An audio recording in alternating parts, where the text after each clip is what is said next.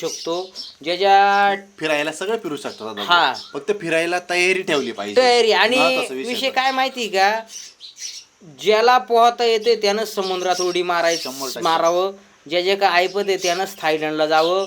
आणि मेन गोष्ट मुद्दा कोणचा आहे माहिती का, आपल्याला जायचं असलं तरच जावं, विनाकारण चौकशा करू नाही नाही. काही नाही, बरोबर. हा म्हणजे मला सांगा, ज्याला वाचताच येत नाही